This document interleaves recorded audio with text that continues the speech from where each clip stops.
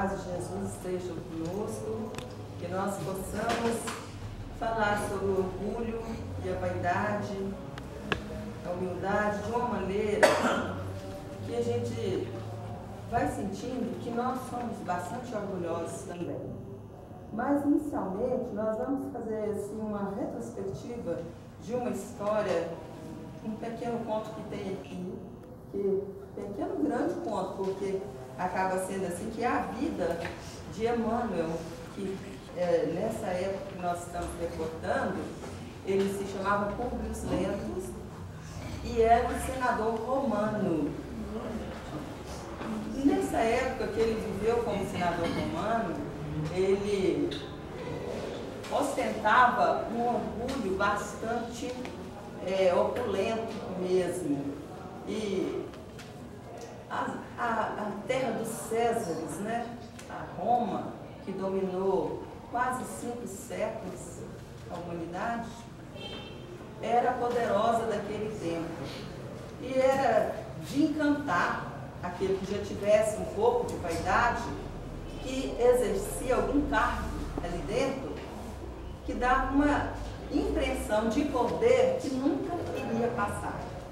Então, aquele espírito que já tinha um progresso muito grande dentro de si, teve mais uma oportunidade de reencarnar para fazer algo para a humanidade ali presente.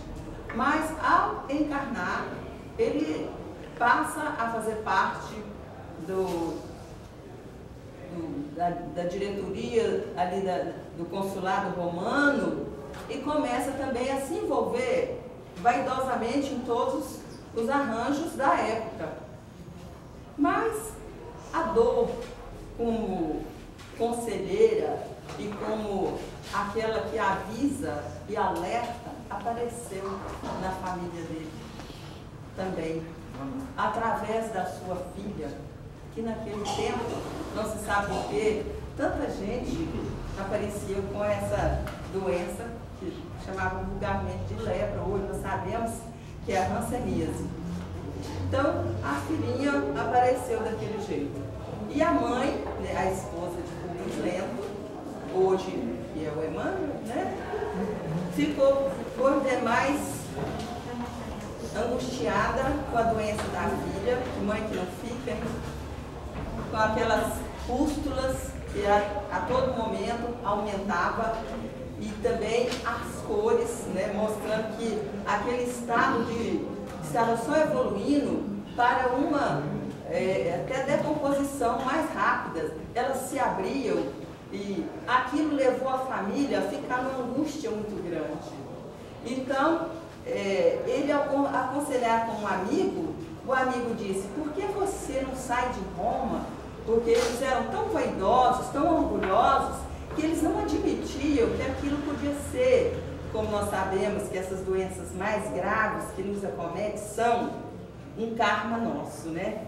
Uma limpeza do nosso perispírito, mas eles não acreditavam nisso. Então eles achavam que aquela doença tinha sido captada de algum escravo, de algum serviçal, porque era bastante comum naquela época.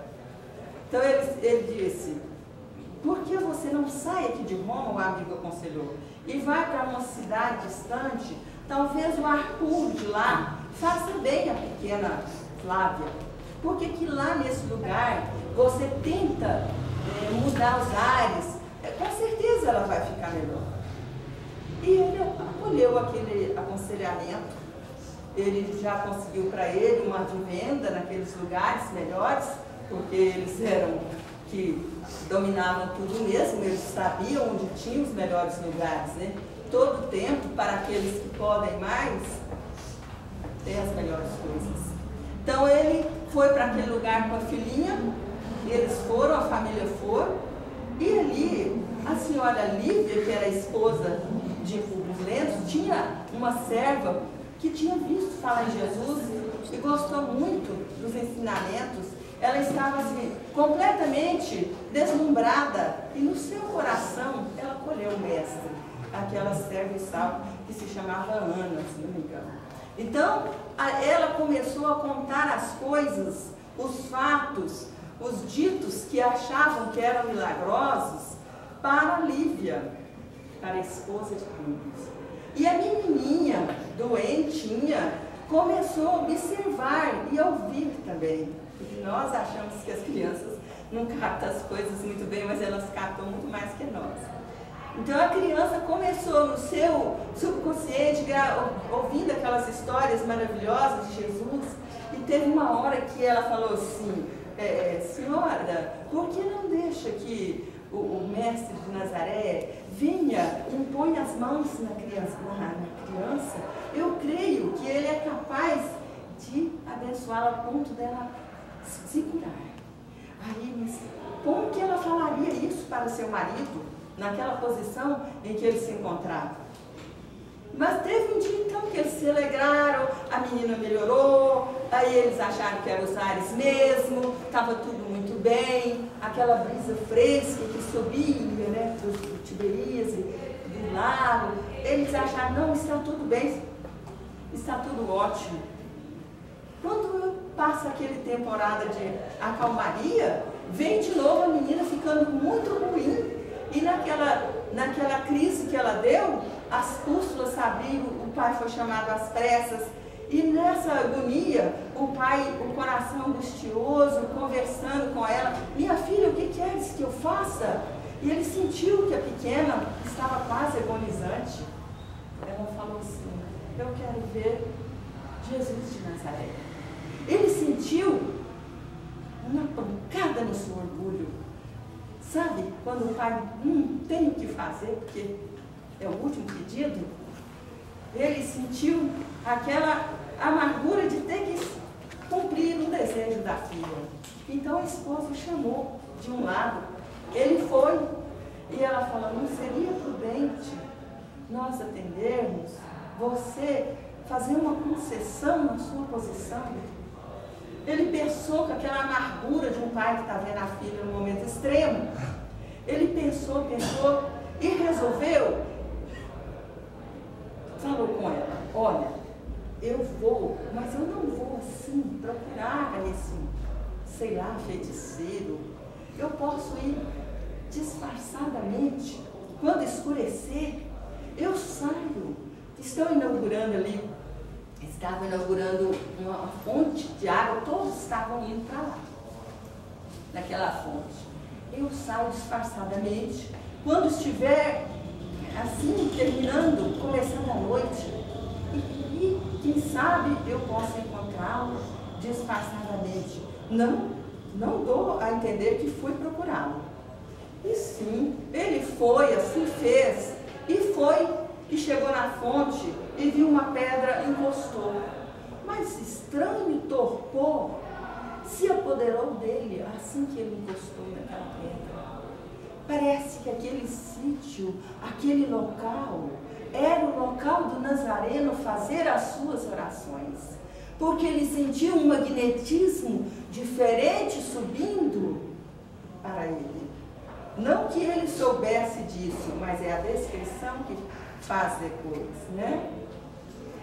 E ele sentiu aquele torpor, e quando abriu assim, olhou, viu um jovem, até mais ou menos jovem, chegando, estava perto, os cabelos mais ou menos longos, com dourado que parecia refletir, parecia mesmo ser um reflexo de luz, e não um dourado, um reflexo de luz. Os olhos eram de uma meiguice extrema, mas a figura também era majestosa, era elegante. Ele não teve dúvida, era Jesus. Antes ele tinha pensado, quando ele estava indo para chegar naquele lugar, como esse homem irá comunicar comigo? Será que é em aramaico, que era a língua que se falava ali na bacia do Tiberíades? Será que ele vai falar comigo em aramaico? Como eu vou entrar em contato com esse homem? Como que será o nosso diálogo? Então o homem chegou próximo, ele estava próximo, ele teve vontade de falar, mas a voz não saiu. Ele sentiu emoção que ele nunca tinha sentido antes.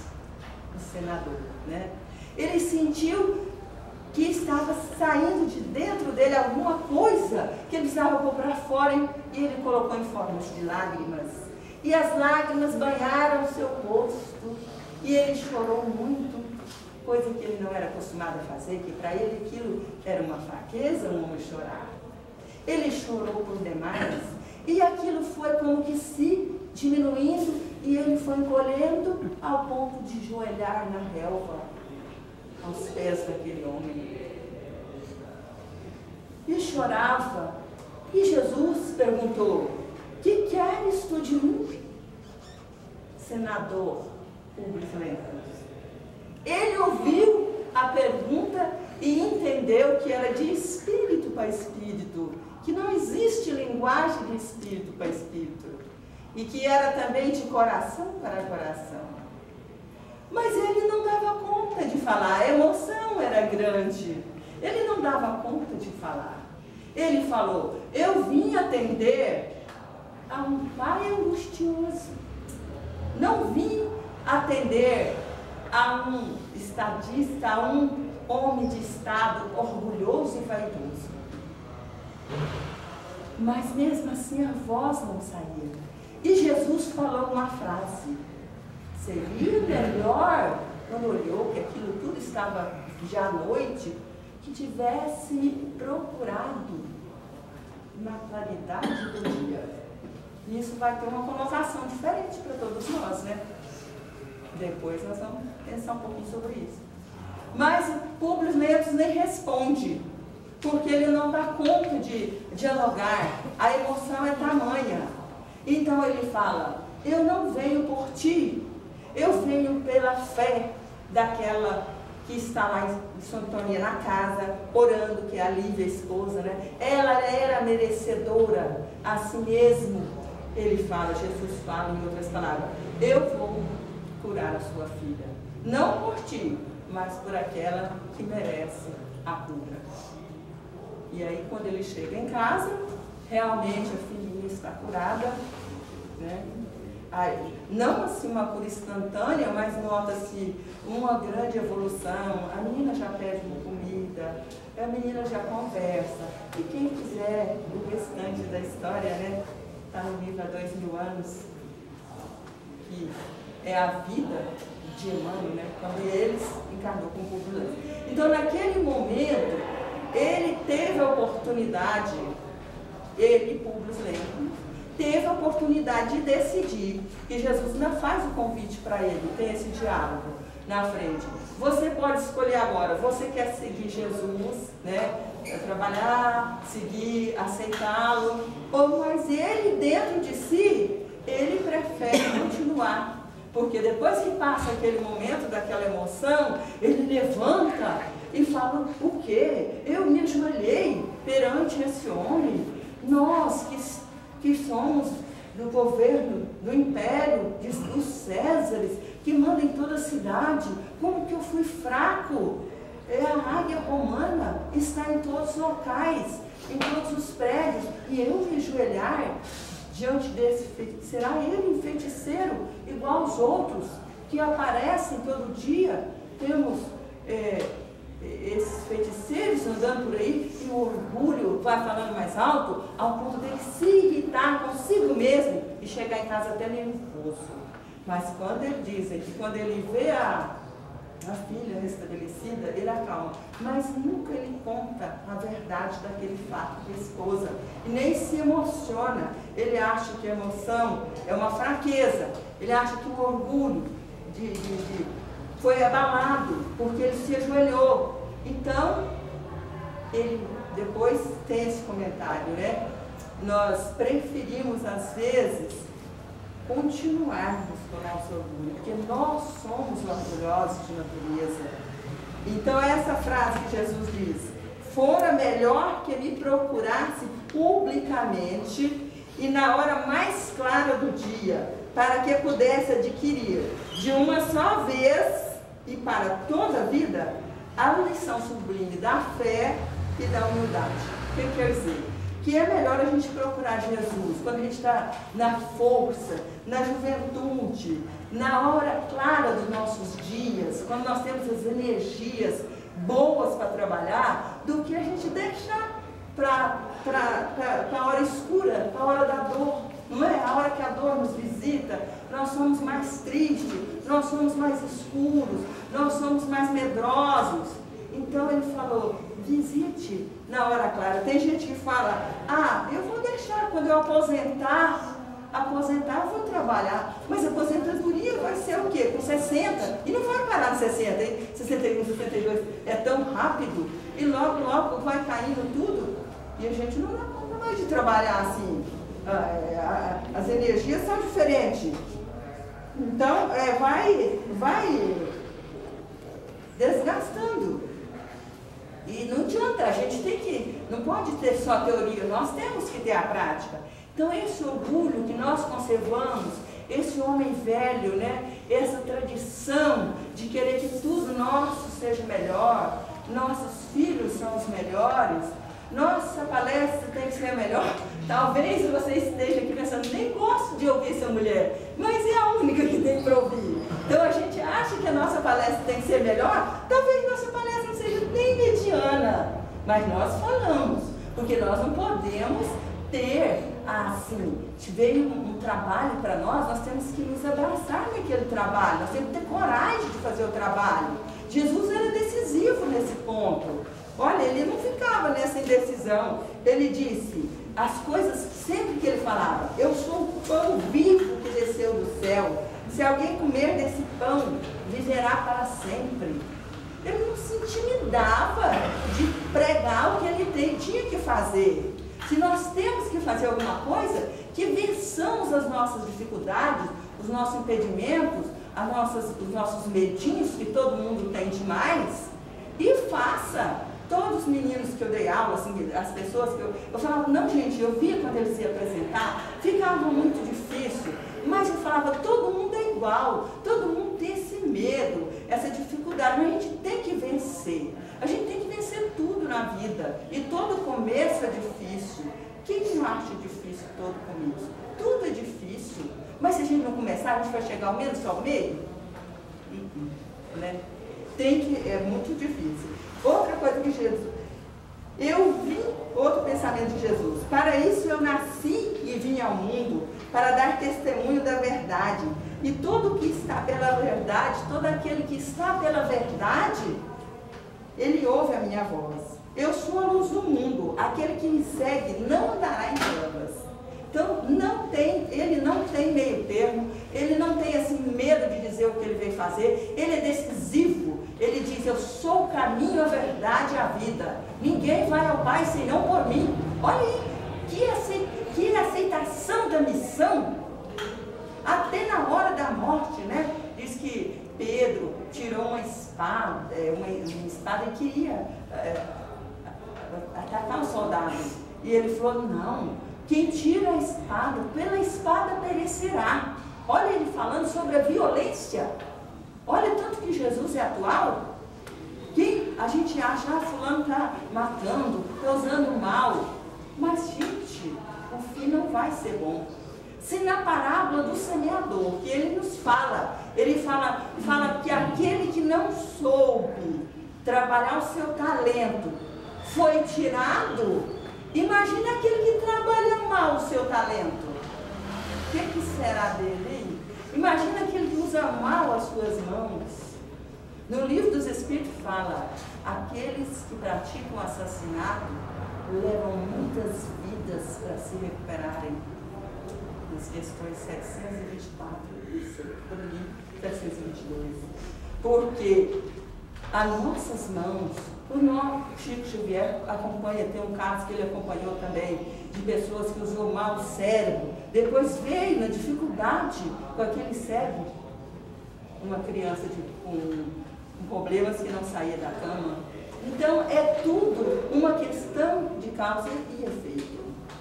E outra coisa, eu porém, ele disse, nós falamos sobre isso, então, um orgulho, por exemplo, nós voltando no orgulho. O orgulho, até no dicionário, no Aurélio lá, que a gente nem usa muito mais, usa mais lá na internet mesmo, né? Até no dicionário Aurélio, ele tem muitas definições, 2 ou 3 definições. Ele fala assim, por exemplo, ele fala que o orgulho, ele que é tudo para si, mas que tem aquele orgulho de que uma pessoa assim, o filho estudou muito tempo, está estudando, passa no vestibular, a mãe, o pai diz, nossa, eu estou orgulhosa do meu filho. É um orgulho, assim, natural, é natural que seja assim, né? Que tenhamos alegria com essa evolução do filho. Porque se um pai prepara o filho a vida toda, ele passa no vestibular, que bom, que ótimo. Mas, agora, não é natural ficar pedindo coisas até depois que está formado, né? Então por que nós vamos ficar pedindo coisas para Deus? Deus faz isso, Deus me faz aquilo. Uai, Deus quer a nossa independência. Se nós não gostamos de um filho ficar pedindo coisas para nós, depois que ele formou, que a gente quase morreu para dar aquela formatura de curso superior para ele, porque nós fazemos isso, né? Tiramos tudo de nós e damos para os filhos, e a gente quer ver ele independente. Por que nós vamos ficar pedindo coisa a Deus? Deus me dá um carro, Deus me dá uma casa, Deus me dá isso. Fica nessa barganha, achando que Deus é um Deus de barganha. Não é, né? Então, o nosso Deus tem que ser aquilo que a gente pensa e faz por nós mesmos. Nós pedimos força, assistência. É perigoso essa questão da gente querer definir muito Deus. Nós temos que falar um pouco de Deus, porque quando a gente fica, as nossas ações no orgulho, na vaidade é tão grande, que nós comprometemos com o sofrimento, com a dor. E aí, quando nós estamos sofrendo e na dor, a gente fala assim, mas o que eu fiz para Deus, não é? Eu já ouvi gente falar assim, mas o que eu fiz para Deus mesmo para eu estar sofrendo? Será porque Deus é o ser mais, né, que nós nem sabemos quem é, porque nossa definição não pode, nós não fazemos nada para ele, nós fazemos contra nós mesmos, nós somos herdeiros de nós mesmos, nós fizemos para alguém, aí volta para nós como forma de sofrimento. Então, eu pedi perdão a Deus. Como que é que Deus resolveu perdoar? Como que é? Eu acho que Ele vai perdoar nos dando a oportunidade de uma outra encarnação, né? De recuperar. Eu pedi perdão a Deus, já está pronto a coisa. Então tem que fazer alguma coisa para recompor. Eu arrependi. Arrependimento é o primeiro passo, é o começo. Mas não é tudo. Depois do arrependimento tem que ter ação. Tem que ter ação e a nossa doutrina tem que ter ação interior, nós temos que ter coragem, fortaleza, não é uma doutrina de acomodação. Nós temos que trabalhar, nós temos que ir atrás. O Espiritismo, tinha uma pessoa que falava que é uma religião de sacrifício, porque se a gente está muito acomodado, muito parado, não é bom. Então, outra coisa que nós falamos, fala assim, mas Jesus era decisivo e Chico era humilde demais, né? Existe essa, não é uma crítica, mas que Chico era muito humilde. Chico era muito humilde mesmo, porque além da grande missão dele, de vir propagar o Espiritismo no Brasil e fora do Brasil também, mais de 400 livros, né? Ele tinha aquela de consolar, através daquelas mensagens que dava detalhes da vida da pessoa que só ela sabia. Então ele confirmava com as suas mensagens a espiritualidade. Isso era muito gratificante e isso trazia uma inspiração muito grande para os corações sofredores, né? E traz até hoje. Ainda tem muita gente que tem essa mediunidade. A gente admira muito, né? Porque nós não temos, às vezes, essa mediunidade assim, tão ostensiva, mas tem muita gente que tem. Então, Chico, além dessas tantas, e da divulgação da doutrina, que a divulgação da doutrina é muito no livro, e muito mensagem escrita também, além disso tudo, ele trouxe a humildade para os espíritas, porque os espíritas são orgulhosos.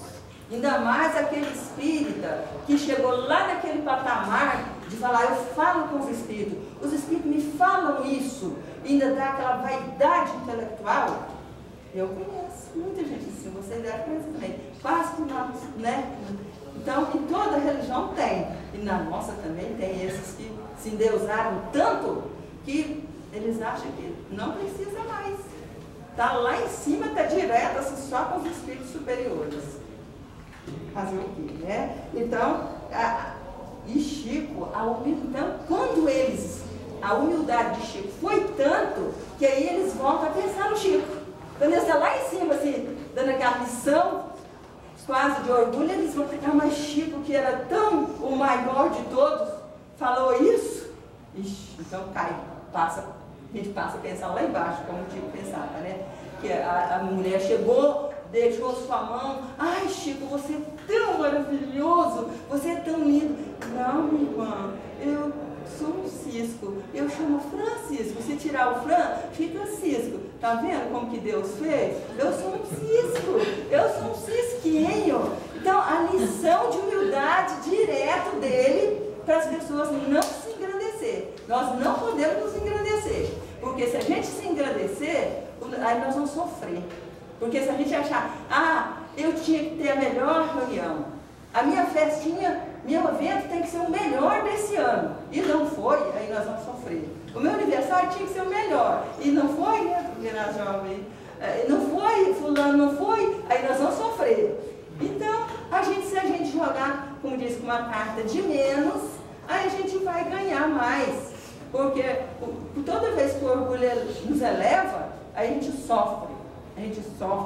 E às vezes a gente sofre nessa vida, mas tem coisas tão graves que numa vida só não dá. Tem que ter outras e outras, né? Outra coisa que o Chico fala também é que ele estava numa reunião, ele conta esse caso, e naquela reunião ele fala, ele recebe muita... Ele nem era de falar muito, né? Porque aquela voz meiga dele fazia parte do seu cargo de doçura, né? Que ele trazia aquela meiguice com ele, a ponto de muita gente também fazer aquilo, não falar mal tal da conduta. Mas tem gente que não fala, as pessoas gostam de falar. Então, aquela carga de bondade, de doçura, fazia aquela voz tão meiga para falar, que depois que ele falava, as pessoas, para aquele tanto de gente que consolava, as pessoas corriam lá, os livros deles botavam na mesma hora. Por quê? O amor. Então, às vezes, nos falta muito esse amor, né, para fazer as coisas. Nos falta muito essa humildade. E o amor não vem sem humildade. O amor não vem sem esse carinho de dentro.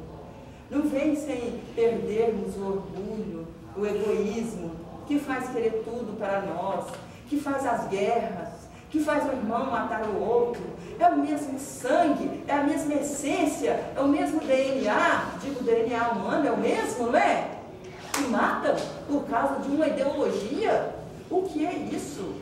Se o DNA de uma rosa cor-de-rosa é sempre a rosa cor-de-rosa, é sempre a rosa cor-de-rosa. E do DNA humano é sempre o humano, em todo lugar é humano. E eu tenho que matar meu irmão por causa de uma ideologia, por causa de um orgulho exacerbado de raça. Então falta o amor. E quando falta amor, é muito triste.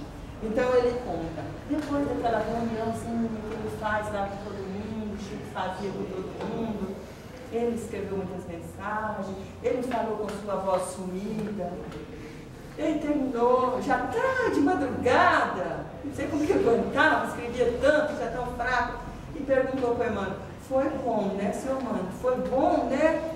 Ele falou assim, foi bom, não foi muito bom, foi aquela parte que você se comparou ao verme. Aí ele falou assim, por quê? Por que, seu Emmanuel? Porque o verme, está muito na nossa frente. O verme, ele vai lá no solo, ele vai ventilar, faz o nitrogênio chegar nas raízes das plantas, e sem as plantas não tinha atmosfera para respirar, não tinha as árvores, não tinha oxigênio.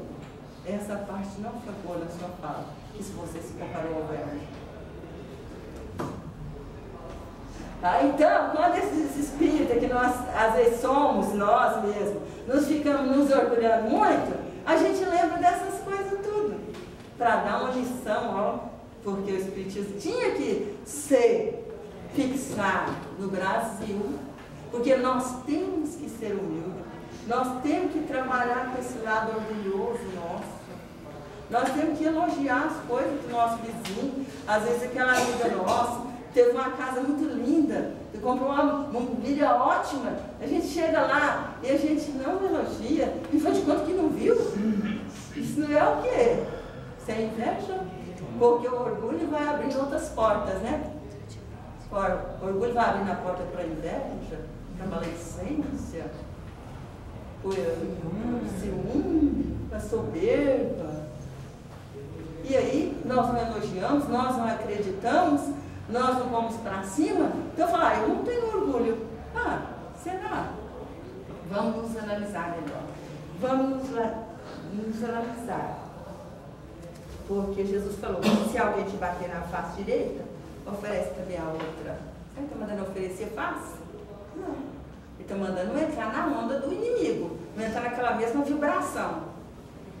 Vou ficar com ódio, vou ficar falando, vou ficar com vontade de bater, não.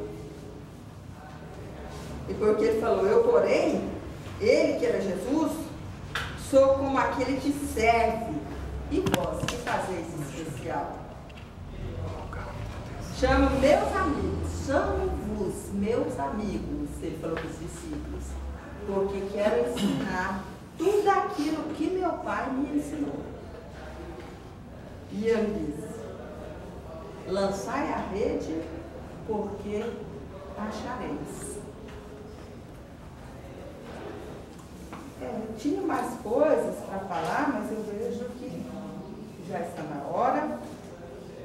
E eu agradeço porque nós sempre achamos que é uma oportunidade muito boa de falar sobre Jesus, sobre as nossas experiências e aprender, né? Porque quando a gente tem que falar um pouquinho, a gente estuda mais. Obrigada, gente.